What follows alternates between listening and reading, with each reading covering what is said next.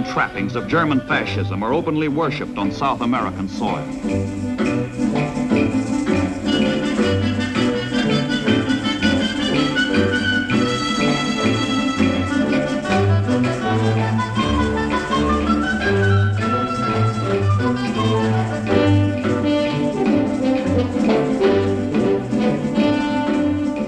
Fascism even threatens the Caribbean.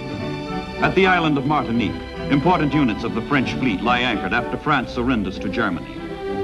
The United States must prevent the ruling Vichy sympathizers on the island from transferring these ships to the Germans. The United States Navy exerts pressure to thwart such a move, keeps the warships neutralized. Strategically located islands like Trinidad, crucial to the defense of the Panama Canal and the Atlantic coast, become ramparts which the Navy uses to keep the war from the shores of the Americas.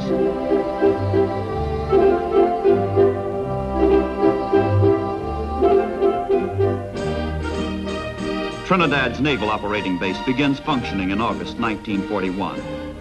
When the United States enters the war, Trinidad is a keystone in the Southern convoy system and anti-submarine warfare. Under Rear Admiral Hoover, commander of the Caribbean Sea Frontier, the Navy relentlessly polices southern waters.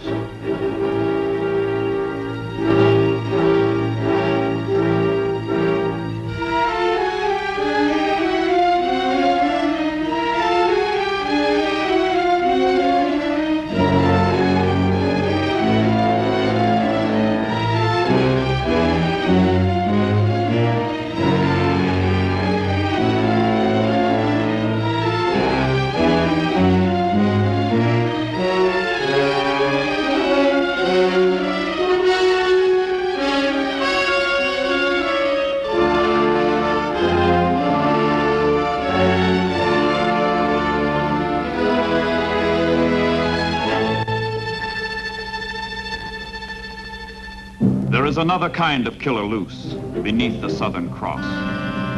It is not the U-boat, not a warship, but a German raider disguised as a merchantman, stalking her prey by stealth and fraud. Her victims think her an innocent freighter. But this is the Atlantis, a ravager that hits suddenly from ambush, showing her true colors only when ready to kill.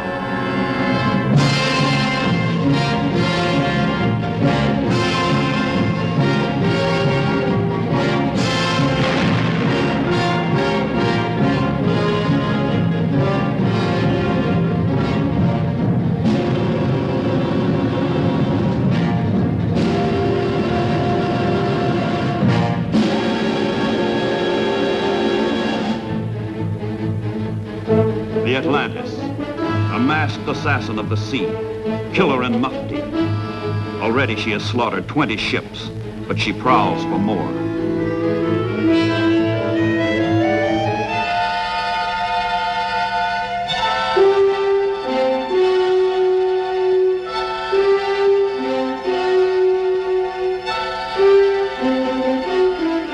A fat prize, this one. A Greek merchant ship. Her crew is brought aboard the raider, and the boarding party is ordered to loot her provisions and cargo before sending her to the bottom. The lawlessness to be staged on her deck stems from the days of skull and crossbones, the days of piracy on the high seas. First, the raider will exact her tribute, then she will destroy.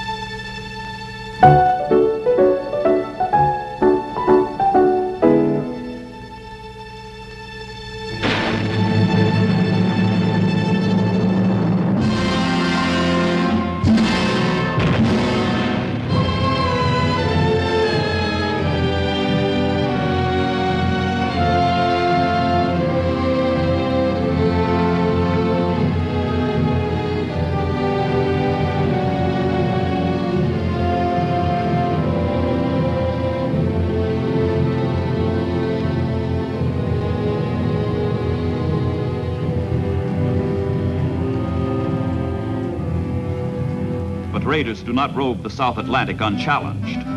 His Majesty's cruiser, Devonshire, sweeps far and wide to flush them out of these remote, vital waters, which feed the world's major ocean arteries.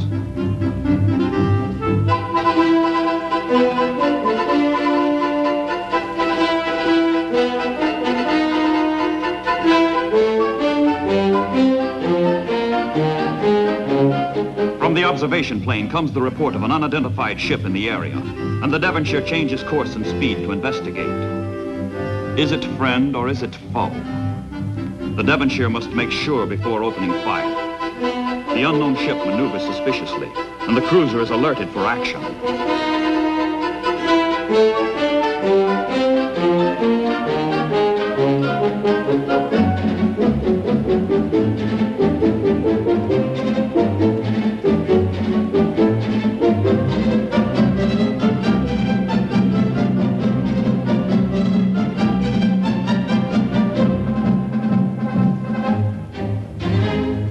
Suspicion grows into certainty as a check of intelligence reports indicates the ship may be the German raider known as Number 16. Secret recognition signals from the Devonshire bring only evasive response from the mystery ship. No doubt remains. This is no friend, no innocent freighter. This is the raider Atlantis.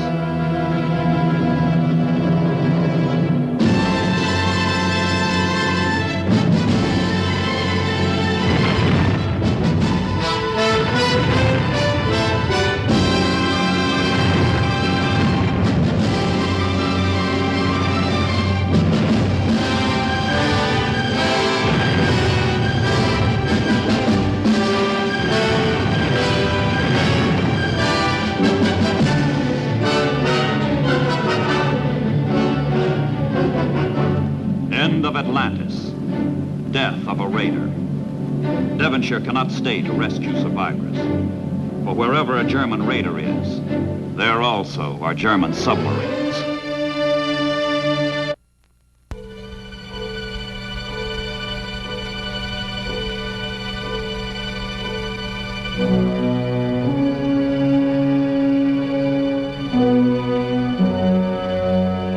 Hoping for combat, but too late to catch the wary Devonshire, the U-boat finds herself faced with a mission far different. Rescue at sea.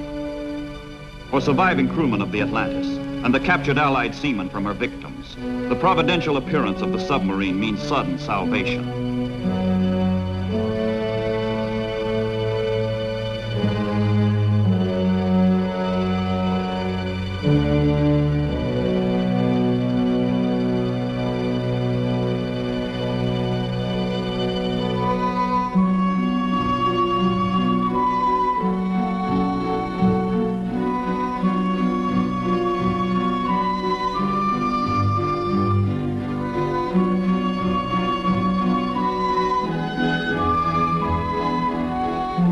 Lifeboats in tow, the submarine heads toward a rendezvous with the supply ship, which will take the survivors ashore.